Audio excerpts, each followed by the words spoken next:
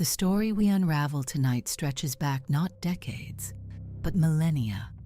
It whispers from the very dawn of recorded thought, born from the first pictographic scripts etched into the clay of Sumer nearly 5,200 years ago. A lineage of fear, perhaps, or a desperate attempt to capture the shadows that danced at the edges of human understanding. In the year 1927, beneath the sun-baked, forgotten ruins of ancient Nippur, archaeologists unearthed a clay vessel. For almost 4 millennia, it had lain buried, a silent tomb for a secret. Inside, nestled amidst the dust of empires, rested a small clay tablet. It was no bigger than a human palm, yet its surface was a labyrinth of cuneiform lines, so exquisitely fine, so meticulously carved, that later scholars would marvel at the scribe's precision. This was no hurried ledger, no mundane tally of grain or livestock. This was something else entirely. The marks on the tablet were not the practical script of commerce or administration. Dang! It carried none of the familiar patterns of receipts or taxes or the daily accounting of a bustling city. There was an unsettling strangeness to it, a resonance of something far older, ages. Yet when this enigmatic artifact supposedly found its way into a museum collection later that same year, it was not celebrated. It was relegated, placed unceremoniously among secondary fragments, common seal impressions, and damaged administrative documents. The catalog entry itself was a testament to its initial dismissal, cautiously describing the text as merely mythological or symbolic in nature. Deemed neither urgent nor important, it was banished to storage, another forgotten echo in a drawer full of ancient debris. For countless decades, the tablet lay there, unnoticed, silent, a mere shard of history, obscured by the sheer volume of the forgotten past. But the true narrative, the chilling tale connected to this unassuming piece of clay, would prove far more extraordinary, far more disquieting than the artifact itself. According to a controversial version of events, the tablet finally saw the light of serious inquiry in the early 1970s. Researchers, sifting through a forgotten cache of fragments from Nippur, stumbled upon it. Most of their discoveries were utterly ordinary. Lists of grain, temple reports, livestock inventories, legal decrees, the mundane paperwork of daily life. But one tablet stood out, a stark anomaly. Its language was not practical. Its tone was no. The text spoke of a small, 4-legged creature. It lived alongside humans, a silent sentinel. It watched doorways, its gaze fixed on the thresholds of sleeping rooms. It peered into the impenetrable darkness, its senses attuned to things humans could not perceive. It reacted with an eerie certainty to what remained unseen by mortal eyes. This creature, almost beyond doubt, was a cat. But this was no ordinary depiction of a domestic pet. The tablet portrayed the cat as something far more profound, more mysterious. It was not a supernatural entity, nor an object of worship. Instead, it emerged as a potent symbol of primal human fears, a living embodiment of protection against the unknown, a silent guardian against the creeping dread hidden within the very walls of the home. If this story holds true, the tablet dates back to the very end of the 3rd millennium before the Common Era. This was a time when the great cities of Mesopotamia were burgeoning, growing larger, more organized, more densely populated. Families lived in close quarters, their lives intertwined with the rhythms of narrow, winding streets. Nightfall brought an absolute crushing darkness, unmarred by the flicker of electric light. The wind would sigh through open doorways, carrying whispers from the unseen world outside. Animals rustled in courtyards. Children would stir from unsettling dreams, Every faint sound in a sleeping house, every creak of timber, every rustle could feel profoundly significant, imbued with a potential menace. In such a world, a cat must have seemed almost an incredible being. It moved without a sound. It watched, unmoving. Its eyes, luminous slits in the encroaching gloom, captured the faintest tremor of light, reflecting it back from the depths of the shadows. It heard sounds humans dismissed, felt movements in the stillness we overlooked, freezing abruptly in corners where nothing, by all accounts, should have existed. To the modern mind, this is merely animal instinct, a primal keenness. But for our distant ancestors, shrouded in a world bereft of scientific understanding, such behavior tones purportedly gave this creature a name, a title echoing through the millennia: the Keeper of the Threshold. This phrase, we must understand, does not necessarily demand a literal religious interpretation. It coils around us a metaphor, sharp and unsettling.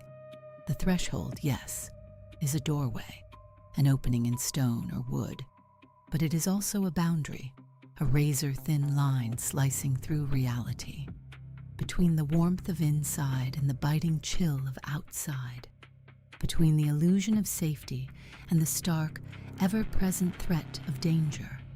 It marks the fragile divide between wakefulness and the terrifying vulnerability of sleep, between the known and the vast, unknowable darkness beyond. And it is precisely upon this precipice that the cat makes its home. They perch by doorways, silent sentinels patrolling window sills. They curl into seemingly peaceful slumber within our rooms, yet remain perpetually poised, an exquisitely tuned instrument, detecting the slightest disruption of the quiet. They enter our human spaces, weaving through our lives, yet they never fully surrender. They are domestic, yes, but never truly docile. They are beside us, a warm, purring presence, yet they remain perpetually beyond our complete control. A creature of instinct, yes, but also of an unsettling, almost supernatural autonomy. Perhaps this inherent duality, this untamed spirit beneath a veneer of companionship, is precisely why ancient civilizations imbued them with such potent symbolic meaning. A contentious narrative, purportedly unearthed from the ruins of Nippur, claims that early households suffered from what they termed night fears. People would bolt upright in their beds, breath-catching, heart-hammering in the echoing silence. Children would stare, wide-eyed and trembling, into the deepest, darkest corners of their chambers, convinced something shifted there. Families reported faint, unsettling sounds emanating from empty rooms, a whisper of movement, or a soft, almost imperceptible scratching. In a world without the cold comfort of modern science, without the illuminating glow of electricity, without any understanding of sleep paralysis, the subtle acoustics of a settling building, the unseen currents of a draft, or the silent predatory movements of nocturnal animals, such experiences were not merely discomforting. They transformed, organically, terrifyingly, into stories. They solidified into tangible entities, malevolent spirits, unseen horrors lurking just beyond the flickering firelight. The cat, then, emerged as a response, not because it offered definitive proof of unseen forces, but because it behaved as if it understood the night far better than any human ever could. It did not banish the terrors, but rather it seemed to acknowledge them, to exist in a silent, knowing communion with the encroaching darkness. The most chilling section of this purported tablet, it is claimed, enumerates 7 distinct functions of the cat within the home. Read literally, it resonates with the unsettling cadence of a supernatural guide, a ritualistic instruction manual for confronting the unseen. Yet when scrutinized with a careful, almost desperate attention, it appears as an ancient, profound attempt to articulate precisely why these enigmatic creatures bestowed upon humanity such a profound, albeit fragile, sense of security. The first function, the safeguarding of sleep. Anyone who has shared their dwelling with a cat will instantly recognize this tableau. The feline form, a warm, living weight, curls at the foot of the bed, upon the chest, nestled close to the pillow, or strategically positioned near the bedroom door. It may appear utterly lost to the depths of slumber, a picture of serene repose, yet the slightest, most imperceptible sound, a floorboard creaking in the silent house, the whisper of wind against glass, the brush of an unseen thing against the outer wall, is enough to snap it instantly awake, eyes wide, senses alert. For ancient families huddled together against the vast, indifferent night, such a quiet, ever-vigilant presence held immense emotional significance. A sleeping human is a creature of profound vulnerability, utterly defenseless. A cat nearby, even an eye that sees what we cannot, even as we surrender ourselves to unconsciousness. The second function, the unwavering observation of the door. Doorways, in the architecture of ancient homes, were not mere structural openings. They were arteries, vital points of ingress and egress, the very portals through which the world, in all its chaotic forms, penetrated the sanctuary of the home. People, yes, but also wild animals, creeping insects, swirling dust, the insidious chill of the wind, the unknown faces of strangers, and the ever-present specter of danger, all entered through these open passages. A cat, perched by the door, was not simply a beloved pet. It was a living alarm system, a tiny, ancient hunter, meticulously stationed on the very boundary of the domestic world, a silent, furry guardian, watching for what? The third function, an unsettling ritual, was the scrutiny of new arrivals. A cat, a silent sentinel, would sniff unseen currents in the air, circle a visitor with an unnerving slowness, or simply avoid certain spaces, pausing at the threshold of a room as if held back by an invisible barrier. We understand this now as a complex tapestry woven from scents, sounds, movements, the subtle nuances of territorial awareness, and a deep, instinctual memory. But to the ancient observer, unburdened by scientific understanding, it cooed if a presence was safe, or if it carried the faint, unsettling echo of the outside world. It was a silent, unblinking verdict, delivered without a sound, yet felt deep within the human heart. The fourth function was the deliberate act of claiming a dwelling. When a cat rubbed its head against furniture, along walls, around corners, or even against the legs of its human companions, it left behind an invisible signature. Scent marks, a common feline behavior, a biological imperative. Yet to the people of antiquity, this simple gesture could easily have been interpreted as the creation of unseen boundaries, a protective ward. The cat was not merely moving through the home, it was charting its unseen topography, anointing its limits, imbuing the space with its own essence. It was an act of quiet, almost mystical appropriation, a silent declaration of ownership that resonated with a primal understanding of territory and belonging. This was not just a house, it was its house, marked and defined. The fifth function, perhaps the most universally recognized, was the shattering of silence. The sudden, inexplicable dash across the floor in the dead of night. A leap from one room to another, a thunderous crash in the enveloping darkness. An unexpected surge of raw energy, a brief, chaotic frenzy, while the entire world slept. Modern explanations are simple enough: instinct, accumulated energy, the nocturnal rhythm of a hunter, a keen reaction to sounds imperceptible to human ears. But in the profound stillness of an ancient home, where every shadow held a deeper meaning, such sudden violent movement coo a desperate struggle against a presence lurking just beyond the veil of human perception. A silent battle waged in the dark corners of the night. The sixth function, an unnerving display, was the cat's capacity to hold an unwavering gaze, staring for an impossibly long time at a blank wall, into an empty corner, through a doorway, or simply into the void itself. Humans are acutely sensitive to the direction of a gaze. When another creature fixes its stare upon something, our primal instinct compels us to understand what it perceives, what unseen threat or mystery holds its attention. This is why a cat, frozen and unblinking, staring into the impenetrable darkness, can send a shiver down the spine of everyone in the room. Perhaps it hears a mouse scratching within the walls, discerns a shifting shadow, or feels a faint, unsettling vibration.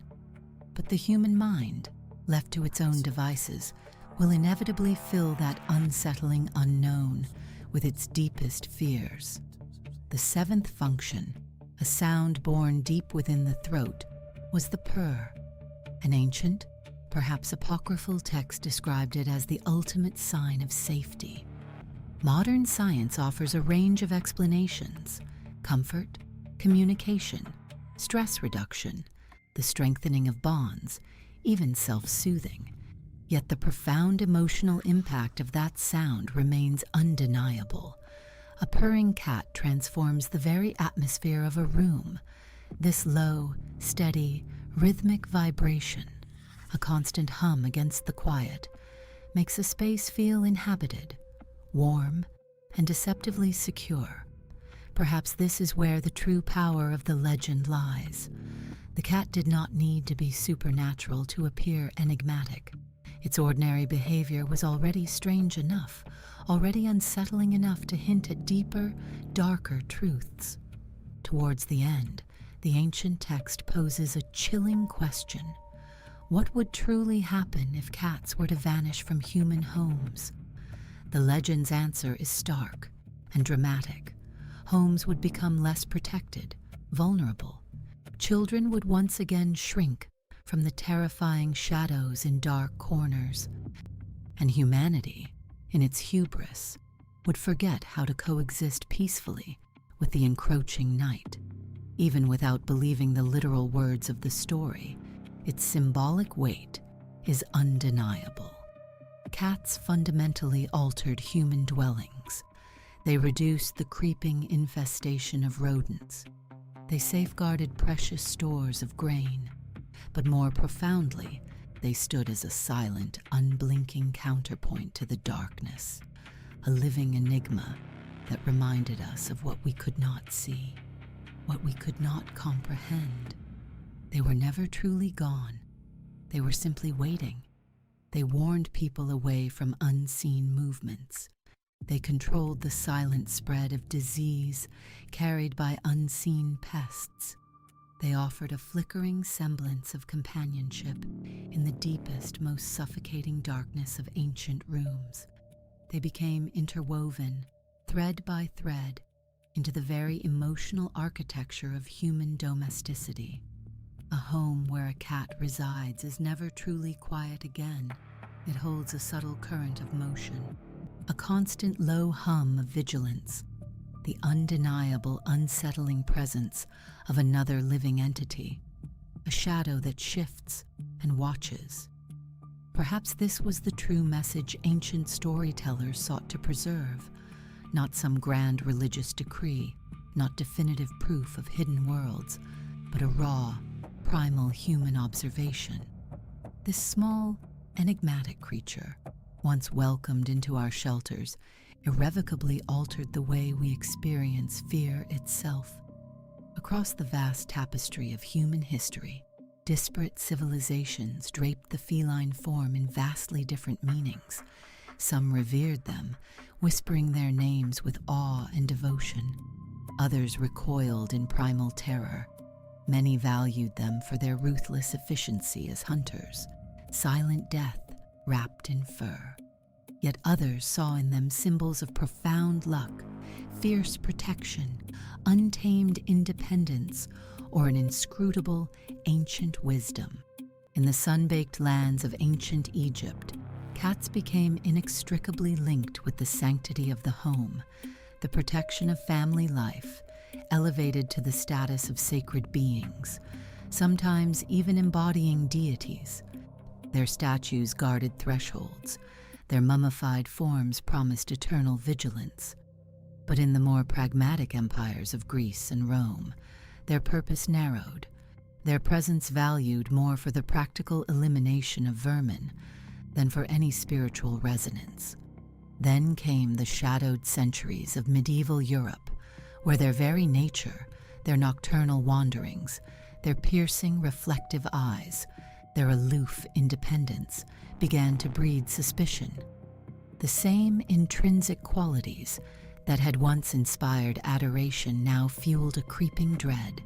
Again and again, these identical traits were twisted, reinterpreted, and imbued with sinister new meanings. Their noiseless pause, once a sign of elegant grace, could just as easily betray a lurking danger, but a sudden, unreasoning fear. Their restless activity under the cloak of night might signal nothing more than the instinctual hunt, or it could whisper of a deeper, more unsettling mystery. A cat's fixed gaze into an apparently empty corner could be attributed to its acutely sharpened senses, perceiving minute vibrations or scents beyond human grasp. Or it could imply something far more terrifying, an unseen presence, a phenomenon that defied the very limits of human understanding. This, precisely, is the fertile ground where legends take root and begin their insidious crawl into our collective consciousness. They begin with a simple, observed behavior. Then, a raw, ancient fear saturates that behavior with profound, often chilling, meaning. Memory, a fickle and powerful architect, then sculpts that meaning into a story.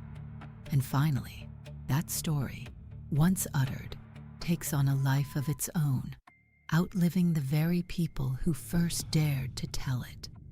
Perhaps this is the true enigma embedded within the whispers of the ancient Nippur tablet, if such a relic ever truly existed, or if its words were simply misunderstood, exaggerated, or later woven into the fabric of folklore.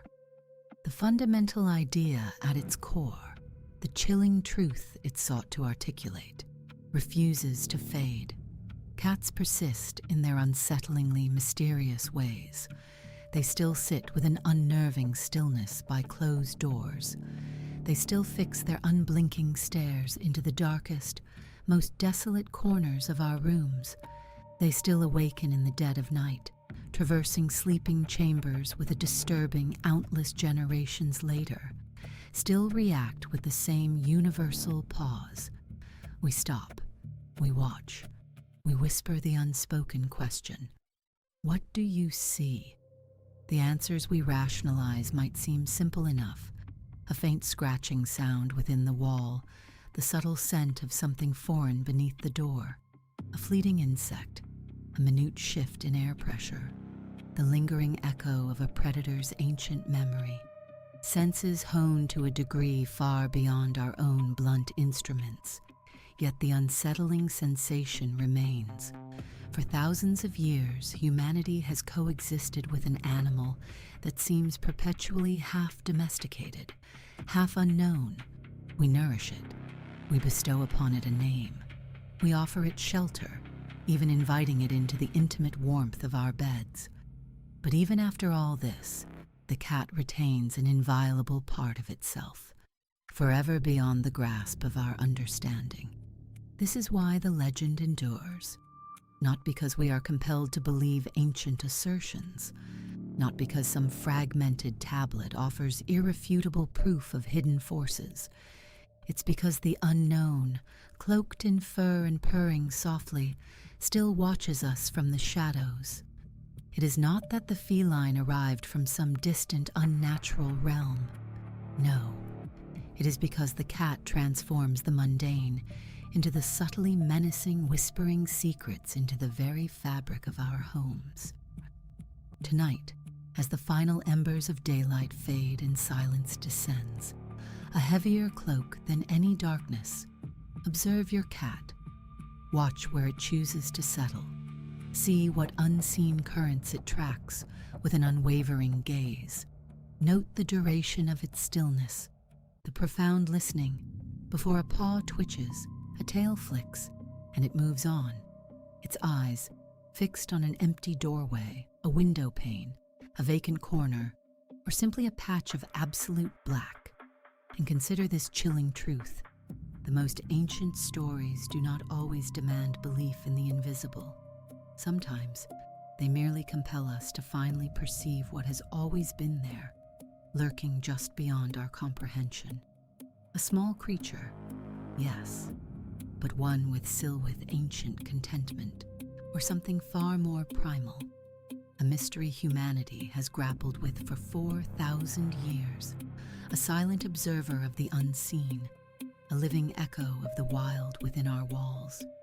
Perhaps it is not merely watching the shadows, it is waiting for them.